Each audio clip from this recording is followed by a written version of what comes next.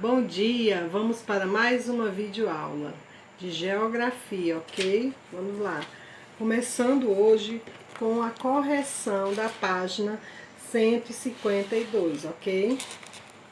Na página 152, que vocês fizeram em casa da semana passada, tinha como primeira questão, colocando verdadeiro ou falso na primeira questão. O Brasil é um dos menores países do mundo em extensão territorial? Seria o que? Vocês responderam? Ele é falso. Atualmente, o Brasil está dividido em 26 estados e o Distrito Federal. É o que? Verdadeiro. A divisão territorial de um país não muda com o tempo, é sempre a mesma. Essa questão é falsa. Anteriormente, na época da colonização, o Brasil foi dividido primeiro em capitanias hereditárias e posteriormente províncias. Essa questão é o que? Verdadeira. Na segunda questão, tem esse mapa, né, de vocês, certo? Que vocês teriam que fazer de acordo com esses itens, certo? Tem aqui a demonstração para vocês, certo? Desse mapa. Vocês teriam que colocar a siglazinha, claro que todo mundo está no Ceará. Então, bem aqui é o Ceará e vocês teriam que pintar de amarelo. Depois, vocês teriam que pintar a fronteira do Ceará, todos os estados que faz fronteira com o Ceará, que estão aqui, ó. São essas que estão ao lado do Ceará.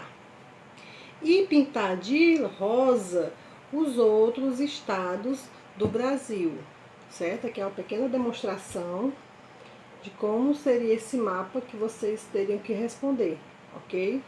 E dar uma legenda para esse mapa. Qual seria a legenda? Poderia ser o quê? Brasil político, né? Agora, o tema de hoje é da página 154. Tem como tema os imigrantes no Brasil de hoje, certo? Esse tema, vocês vão fazer uma pesquisa, certo? Escolher um desses países, ou Haiti, ou a Bolívia, ou a Colômbia, ou a Argentina, pesquisar sobre eles e responder a seguinte questão: quais são os principais motivos que levaram essas pessoas, né, a sair de seu lugar e vir para o Brasil, certo? Nos últimos anos. Vocês vão fazer essa pesquisa sobre qual seria o motivo que eles saíram de seu país de origem, ok? Agora vocês vão assistir um vídeo, certo? Falando sobre os imigrantes no século passado. Ok? Beijo. Até a próxima aula.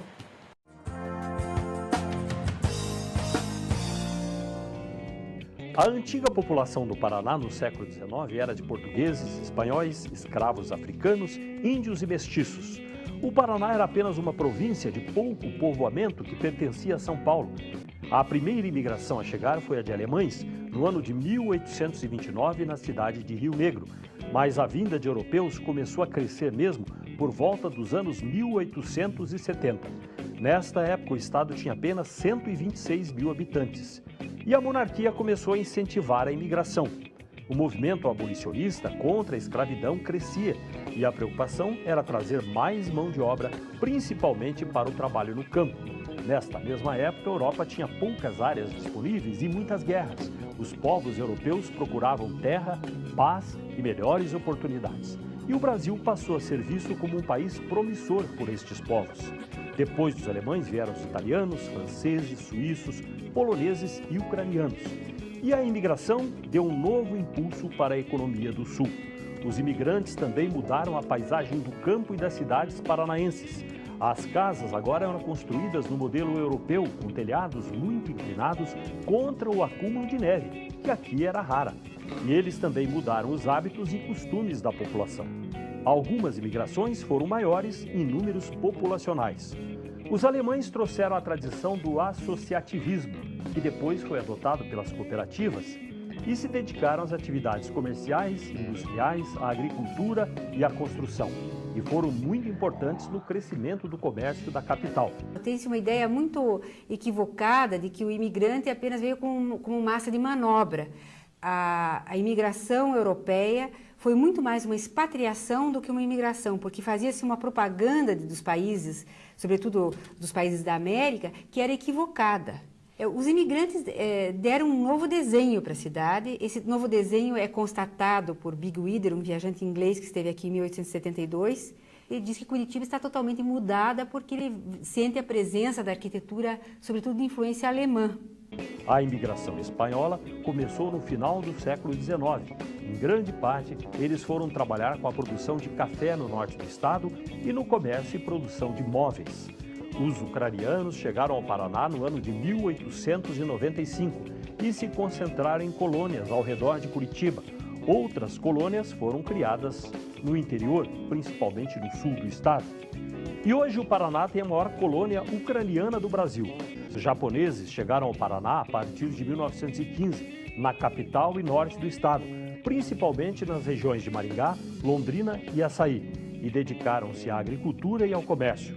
Os sírios e libaneses chegaram no início do século passado a Paranaguá e depois se espalharam pelo estado. Tradicionalmente, eles trabalhavam com o comércio e, por isso, preferiram as áreas centrais das cidades. Os primeiros holandeses chegaram em 1909, na região de Irati, no sul do Paraná. Os outros foram para a região dos Campos Gerais, onde fundaram cooperativas de laticínios nas regiões de Carambeí e Castrolanda e se destacaram pela alta qualidade e pela grande produção de leite e derivados.